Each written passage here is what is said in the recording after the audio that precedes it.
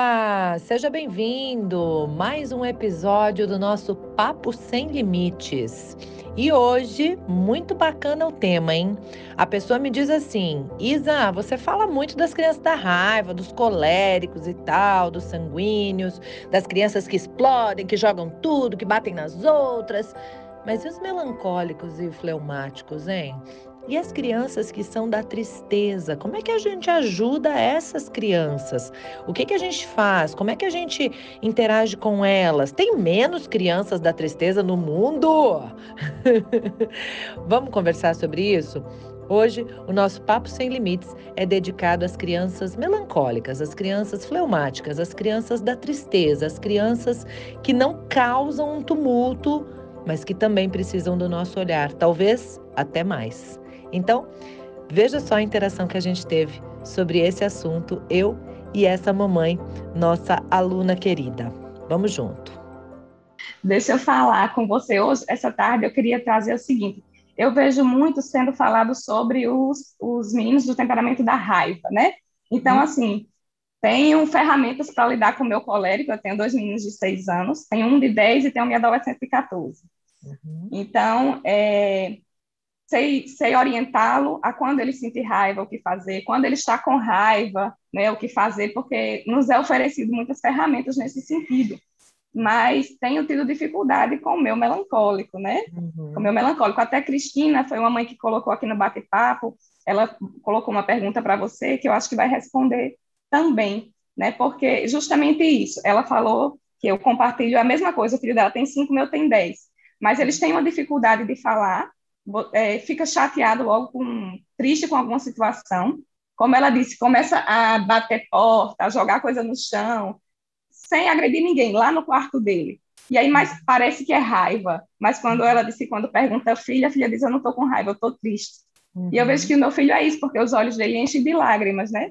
E ele tem 10 anos. E eu acho que muitas vezes ele fica até envergonhado da própria reação, porque ele mesmo trava. Quando ele vê que ele está entrando naquele sentimento de tristeza, ele já não quer mais falar, ele não quer responder, ele não quer interagir, ele tampa lá, entendeu? Então, ele tem essa dificuldade de comunicação.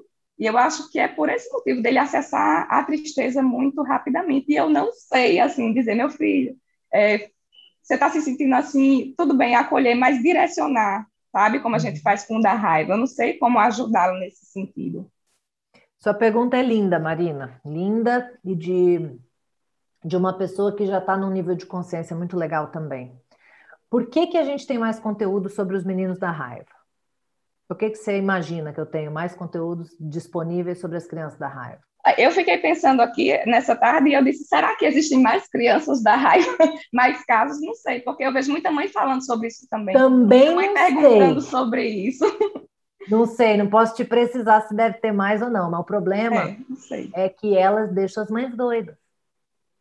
Sim. Então acaba que gera mais demanda desse conteúdo, as pessoas me perguntam mais. 95% dos casos de atendimento, criança da raiva. As pessoas não sabem o que fazer. E a criança da raiva, ela é extrovertida, vertida para fora. Então ela faz barulho mesmo. Aí o pai e a mãe ficam doidos e vem procurar. E o nosso, agora, a gente tem mais a tendência, se a gente deixar para lá, ele vai ficar para lá e não vai incomodar a gente, né? Isso. Então, aí os pais não vêm, acham que assim, não tá maravilhoso, mas tá tudo bem, né? Não tá dando problema. Tá sofrendo calado. E a gente nem sabe o tanto. Mas você tá atenta, né? Tá consciente, tá entendendo. Tanto que, às vezes, quem me preocupa é a criança da tristeza. Uma vez eu atendi uma família que me procurou por causa da menina da raiva. Eu falei assim: tá, e como é que tá a outra? Não, a outra tá tudo bem. Fale mais sobre isso. Fale mais eu sobre acho que eu assisti. Bem. Era um casal, porque né? É a criança da tristeza que me preocupa mais, tá? Então, eu gosto muito da sua pergunta. O que a gente faz com o melancólico, né? Primeira coisa que a gente tem que ter em mente é: se eu nunca vou dizer não duro e seco para a criança da raiva, porque ela vai explodir, vai ficar louca, vai causar, para o melancólico eu nunca vou dizer não, porque ele já pede tão pouco. Ele já tem pouca ação muito Ele já é do pouco. Quando ele pede, se eu disser não, ele não pede mais mesmo. O melancólico, ele esquece. Ele faz um pedido e ele esquece. Se você não atender, ele não pede de novo. O colérico fica lá. O meu menino falou ontem que queria pipoca. Eu falei, não, na hora da janta, meu amor. Amanhã, na hora do lanche da tarde, a gente faz pipoca. Ela acordou hoje. Qual foi a primeira coisa que ele me falou? Hoje, no lanche da tarde, é pipoca, né? O colérico não esquece. O melancólico esquece. Então, o melancólico, mais do que não dizer não, a gente precisa estimular para que ele fale mais o que ele quer, para que ele faça valer mais as opiniões dele. Porque se você está com 4 crianças, 3 crianças e uma adolescente, né? Deve sobrar pouco tempo na sua vida. Então, só de atender as demandas de todo mundo já te toma a vida toda, né? Então, talvez o melancólico passe meio batido nessa questão. E aí talvez seja o caso de ir lá para ele e dar uma futucada. O que você quer? O que você precisa? O que você gosta? O que você gostaria de fazer mais? Onde você gostaria de gastar mais tempo? Porque às vezes você vai descobrindo coisas. Só que, no caso do melancólico, eles não vêm igual um vulcão, que as coisas vão saindo em erupção, né? O melancólico não. O melancólico é igual ouro. A gente tem que ir lá cavucar, fazer assim com a peneira para separar uma pepitazinha, daqui a pouco vem outra pepitazinha, você vai descobrindo. Na verdade, o melancólico, às vezes, você descobre que você não conhecia tanto assim dele, quando você começa esse processo de se aproximar e se aprofundar, sabe? Então, eu diria para você isso, busque esse momentozinho de algum jeito com ele, né? Mais aproximado, busque realizar e estimular, incentivar os pedidos dele, as vontades dele, os desejos dele, as ações dele. É muito legal também que você converse com as suas crianças sobre temperamentos, para que elas entendam a sua posição diferente com cada um, senão vão achar que você está puxando o saco dele, que você está defendendo ele. Então, é muito legal que elas entendam que as pessoas são diferentes. Quando as pessoas são diferentes, elas precisam de tratamentos diferentes, de estímulos diferentes, né? E aí você talvez possa criar, inclusive, entre eles, uma troca de habilidades. Olha, o que você precisa que fulano já tem de fábrica, hein? Vamos pensar? E você, o que você precisa que ciclano já tem de fábrica? Sabe? Para que eles se admirem nas diferenças, que o melancólico faz isso com facilidade, ele já admira os outros na diferença, né? E se ajudem, né? Eu acho que isso também é interessante. Ontem eu até... Desculpa. Não, pode falar, fala. Não, ontem eu até falei com ele, com o Gabriel. Eu disse, Gabriel, o seu irmão tem um ditado que diz assim, a gente precisa escolher a briga que a gente vai comprar. Aí ele disse, eu brigo? Eu disse, não, por exemplo, a gente poderia falar isso para o seu outro irmão, mas para você eu falaria assim, a gente precisa escolher a tristeza que a gente vai entrar, ou a tristeza que a gente vai comprar. Do mesmo jeito que ele precisa entender que não é toda briga que vale a pena, que não é por tudo que ele precisa se irritar, muitas vezes você precisa entender que não é tudo que precisa lhe deixar tão triste, né? Então, assim, eu vou tentando buscar alguma forma de chegar até ele, porque se eu chegar de forma muito direta, ele se fecha, ele fica triste, enche o olho de lágrimas e se fecha. Então, eu estou buscando, sabe, algumas estratégias, estou tentando. Tem outras 2 coisas que eu quero te trazer, de possibilidades. Uma é trabalhar o olhar. Na programação neurolinguística, a gente sabe que a gente tem as pistas de acesso visual. Então, o olhar para baixo acessa o diálogo interno, muitas vezes deixa a gente triste. O olhar mais ou menos na altura dos ouvidos, né? Ele é uma coisa de lembranças, memórias ou criações auditivas. E o olhar para cima são imagens ou lembranças visuais, são coisas que eu vejo. Então, o olhar para baixo do diálogo interno muitas vezes deixa a gente mais deprimido, mais para baixo, mais triste. Quando você quer tirar uma criança da tristeza, do choro, você mostra alguma coisa para ela lá para cima, né? Então, usar, por exemplo, atividades que levantem mais. Vou dar um exemplo que eu estou vivendo agora, tá? Meu filho está na fase que ele escolheu o cubo mágico, ele está muito no cubo mágico. O cubo mágico bota o olhar da gente aonde? Para baixo. Para baixo. Esse menino somou o cubo mágico, horas olhando para baixo, com pandemia, isolado em casa, Estava chorando anteontem. O que nós fizemos? Ó, cada período de tempo passado no cubo mágico, vai lá gastar uns minutos jogando basquete. E eu não estou inventando isso da minha cabeça, não, tá? Isso foi uma pesquisa que o pessoal fez lá no Espírito Santo, eu morei lá um bom tempo, com as paneleiras. As paneleiras ficavam olhando para baixo fazendo as panelas. Um monte de casos de depressão. Aí eles foram ver e falaram, cada 50 minutos fazendo a panela, 10 minutos jogando peteca. Redução drástica nos casos de depressão. Aí falaram, gente, será que é tão assim? Foram pesquisar os jogadores de vôlei. Qual a incidência de depressão nos jogadores de vôlei? Baixíssima, quase não tinha, porque ficam para cima. Assim, Então, esse conhecimento sobre cérebro também, que é a PNL purinha, né, nos ajuda nisso. Então, é uma forma também de você ajudar o seu menino, tanto a se conhecer, a usar isso como recurso, como você fazer até em momento que ele não percebeu ainda. Ele está triste, ele está com os olhos cheios d'água, está não sei o que, você acha alguma coisa, ou propõe alguma atividade, tal, que ele vai se animando novamente. E eu ia falar mais um recurso, peraí.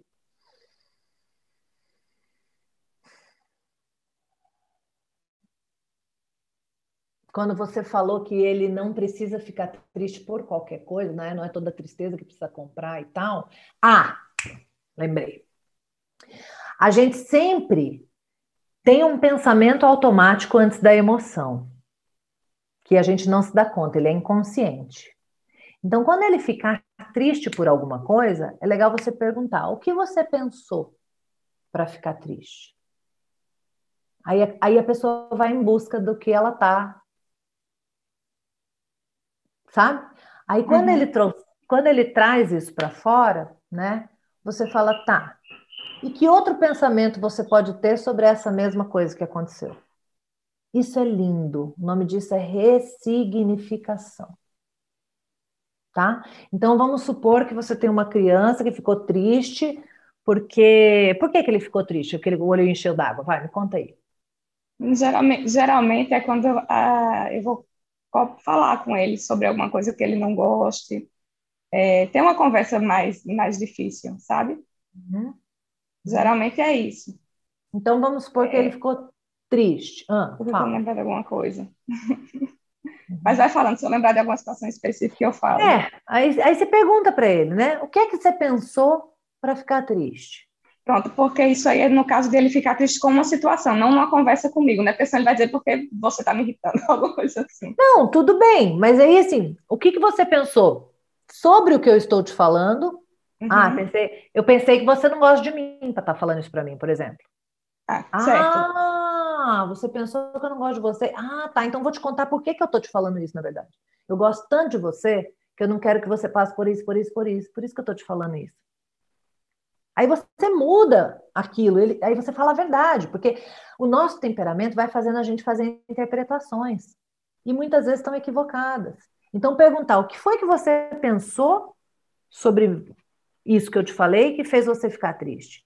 Para ir Uhum. descobrindo o que é que está por trás das tristezas dele. E aí a gente vai ajudando, vai dando recurso para a criança pensar diferente em algumas situações.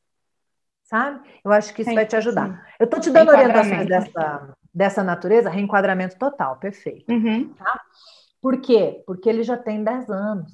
Tem muita Isso. coisa que dá para você explorar aí. Se fosse uma criança de 2, ia ficar mais difícil fazer esse tipo de interação, Uhum. sabe? Então, nessa idade, você já dá conta de fazer isso. E eu acho que pode ser muito rico. Muito rico. Vai funcionar para a vida. Amém, tá bom. Obrigada, Tá viu, Isa, bom, por minha ser linda? instrumento de Deus. Beijo. Querida. Da onde você é esse sotaque bom demais da conta? A Eita, Lorena anterior nem perguntei, que é do Rio, né? Rio de Janeiro. Deu para perceber. E você, eu sei que é de algum lugar bom. João Pessoa, Paraíba. Paraíba. Muito bom, Marina. Deus te abençoe, viu? Amém. Obrigada. Deus Um abençoe você e beijo sua missão. grande. Beijo. Valeu. E aí, gente, gostaram? Eu adoro essa conversa, eu adoro falar de temperamentos. Eu acho que realmente faltava a gente falar um pouquinho mais do temperamento melancólico, da tristeza, do fleumático, né? E acho que essa conversa com a Marina fez a gente abrir os olhos e o coração né? Para uma criança que às vezes a gente não tem as coisas eclodindo como um vulcão em erupção e tudo saindo de lá de dentro de qualquer maneira. Mas a gente tem que realmente fazer ali uma forma de buscar o ouro, né? Fazer realmente um trabalho de escavar, né? De realmente garimpar e encontrar as pedrinhas preciosas que são onde estão os pontos que a criança precisa da nossa ajuda. Faz sentido para você? Eu espero que isso tenha te ajudado de alguma maneira, que você esteja gostando do nosso Papo Sem Limites e que você acompanhe sempre aqui o nosso podcast. E acompanha também as redes sociais. Procura lá youtube.com/isaminatel, que tem muito conteúdo, viu? Muito mesmo. E tem Instagram e TikTok também, @isa.minatel. Um beijo grande, até a próxima. Te espero sempre aqui, porque aqui o papo é sem limites. Valeu, tchau!